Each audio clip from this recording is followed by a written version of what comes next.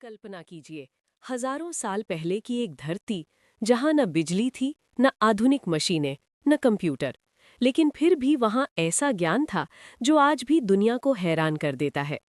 आज हम बात करेंगे प्राचीन भारत की उस वैज्ञानिक सोच की जिसने समय से बहुत आगे की बातें समझ ली थीं।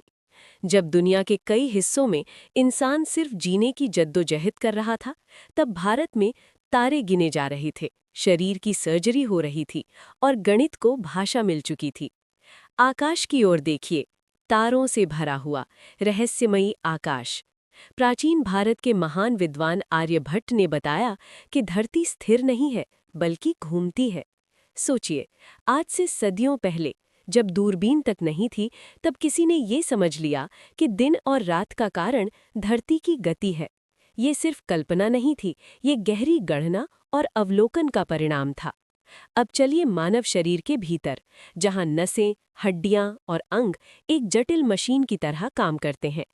आज आधुनिक सर्जरी हमें सामान्य लगती है, लेकिन बहुत कम लोग जानते हैं कि सर्जरी की नींव महर्षि सुश्रुत ने रखी थी।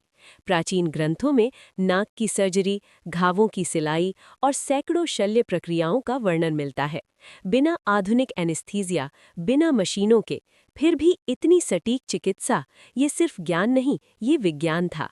अब जरा शहर की तस्वीर सोचिए। सीधी सड़कें, साफ सुथरी नालियां, घर एक जैसी योजना में बने हुए। ये दृश्य है सिंधु घाटी सभ्यता का। हजारों साल पहले, जब आज के बड़े शहर भी अस्तित्व में नहीं थे, तब भारत में शहरी नियोजन की ऐसी मिसाल थी जो आज भी इंजीनियरों को चकित करती है। साफ पानी की व्यवस्था, कचरा निकासी की योजना और मजबूत निर्माण, ये संयोग नहीं था, ये वैज्ञानिक सोच थी। अब आते हैं उस खोज पर जिसके बिना आज की दुनिया रुक जाएगी। शून्य। एक ऐसा विचार जो कुछ नहीं होते हुए भी सब कुछ संभव बनाता है।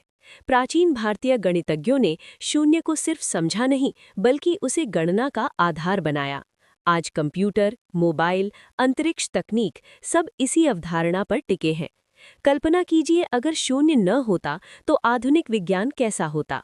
ज्ञान को आगे बढ़ाने के लिए सिर्फ खोज काफी नहीं होती, शिक्षा भी जरूरी होती है। प्राचीन भारत में नालंदा और तक्षशिला जैसे विश्वविद्यालय थे, जहां दूर दूर से छात्र ज्ञान पाने आते थे। यहाँ सिर्फ धार्मिक शिक्षा नहीं, बल्कि गणित, खगोल, चिकित्सा, दर्शन और राजनीति भी पढ़ाई जाती थी। ये संस्थान ज्ञान के खुले केंद्र थे, जहां सवाल पूछना मना नहीं था, बल्कि प्रोत्साहित किया जाता था। तो सवाल उठता है, इतना उन्नत ज्ञान आखिर आया कहाँ से? इसका उत्तर है निरीक्षण, तर्क और अनुभव। प्राचीन भारत में ज्ञान अंधविश्वास से नहीं, अनुभव से पैदा हुआ। प्रकृति को ध्यान से देखा गया, उससे सवाल पूछे गए और फिर निष्कर्ष निकाले गए। यही असली विज्ञान है। आज जब हम आधुनिक तकनीक पर गर्व करते हैं, तो ये याद रखना जरूरी है कि इसकी जड़ें हजारों साल पुरानी हैं। प्राचीन भारत कोई रहस्य नहीं था, वो एक प्रयोगशाला था, जहां मानव बुद्धि अपनी सीमाओं को परख रही थी।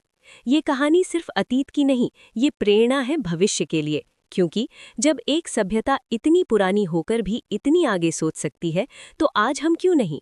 अगर आपको ये ज्ञानवर्धक यात्रा पसंद आई हो, तो वीडियो को लाइक करें, चैनल को सब्सक्राइब करें और इस ज्ञान को आगे बढ़ाएं।